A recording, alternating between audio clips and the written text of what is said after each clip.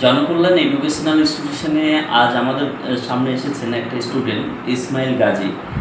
তো ইসমাইল গাজীকে আমি ফার্স্ট জিজ্ঞেস করবো আপনি কোথায় থেকে এসেছেন এবং কী কারণে এসেছেন আমাদের এখানে। আমি তো এসেছি উত্তর চব্বিশ পরগনার বনগাঁর কাছাকাছি একটা জায়গা থেকে।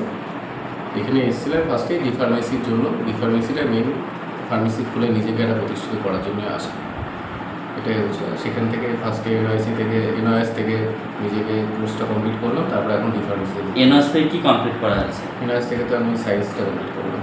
সায়েন্সের রেজাল্ট কেমন হয়েছে? ভালো হয়েছে? রেজাল্ট তো আমার প্রায় 80%-এর কাছে।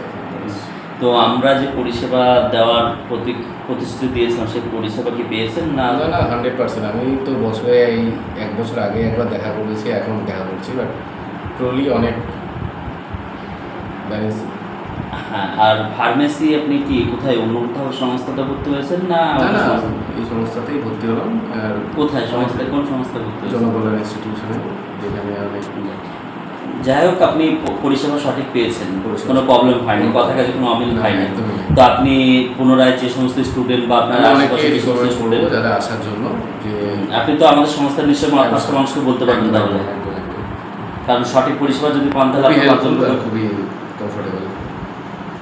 থ্যাংক ইউ আমাদের সংস্থার তরফ থেকে। এবং আপনার যে মূল্যবান ডকুমেন্টস, এনআইএস সায়েন্সের ডকুমেন্টসটা আপনি খুলে দিন।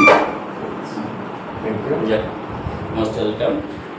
থ্যাংক ইউ সমস্ত স্টুডেন্টদেরকে জানাই। এবং যে সমস্ত ছাত্রছাত্রী ভাবছেন এখনও পর্যন্ত ভর্তি হননি বা ডিসিশন নিতে পারছেন না ফার্মেসি কোর্স করার জন্য এবং সায়েন্স নেই ভাবছেন, তাহলে চিন্তার কোনো কারণ নেই। NIOS national institute open schooling বোর্ডে অ্যাডমিশন চলছে, অতি সত্ত্বর যোগাযোগ করুন। আমাদের সেশন স্টার্ট হয়ে গেছে 2026-এর অক্টোবর সেশনে অ্যাডমিশন।